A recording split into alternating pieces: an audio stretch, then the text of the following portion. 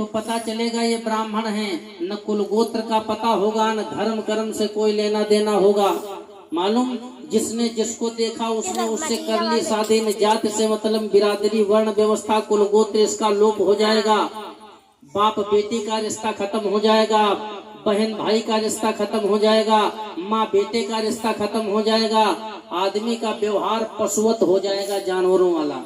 वर्ण व्यवस्था का लोप होते होते आदमी, देखिए जिन देशों में वर्ण व्यवस्था नहीं है उन देशों में एक एक स्त्री 14-14 विवाह करती है और एक एक पुरुष 20-20 औरतें रखता है। चाहे जो वर्ण व्यवस्था से हीन देश देख लीजिए आप।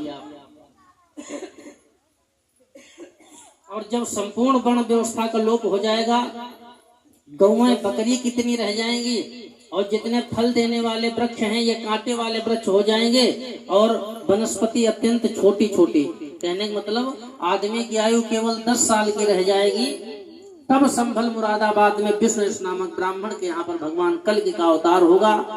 घोड़े की सवारी करते होंगे और जितने अधर्मी हैं अधर्मियों का अत्याचार करेंगे और सभी दुराचारियों का अत्याचार करेंगे, और वहीं से कलयुग समाप्त होगा और सतयुग का आरंभ हो जाएगा। बोल कल्कि भगवान की। इसके बाद में वही जो परीक्षित को श्राप लगता है तो वो फूल में बैठ करके साधारण रेशा बन करके आता परीक्षित की नाक तक, और भयानक तक्षक का रूप धारण करके दंश करता है। लेकिन इसके पहले परीक्षित को ज्ञान हो जाता, अहम ब्रह्म परमम धाम ब्रह्माहम परमम पदम, मैं नहीं मरूंगा, मरेगा शरीर। अगर 1000 नाग भी मुझे डसेंगे तब भी मैं नहीं मर सकता हूँ, मरता है ये शरीर। मौत की भी मौत आएगी जब मेरी मौत आएगी। मालूम ये ज्ञान हो चुका था।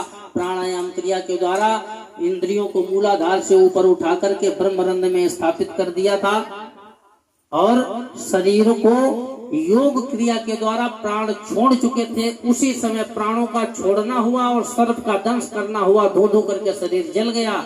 परीक्षित के लिए दिव्य विमान आया और भगवान के धाम को चले गए। बोल भक्तोत्सल भगवान की। तो कहने का मतलब है, ये कथा मैंने आप लोगों को श्रवण कराई। आप सबको, आप लोगों का काफी सहयोग रहा और सबने तन मन धन से सहयोग किया। अब हम इतने लोग आपके यहाँ पर रहे, हो सकता है कोई शब्द ऐसा निकल गया हो जो किसी को कष्टकारी हुआ हो, किसी को तकलीफ हुई हो। मेरी कमेटी, मेरे लोगों के द्वारा, उसके लिए आप लोगों से क्षमा चाहूंगा। सितारों को आंखों में महफूज रखना, बहुत दूर तक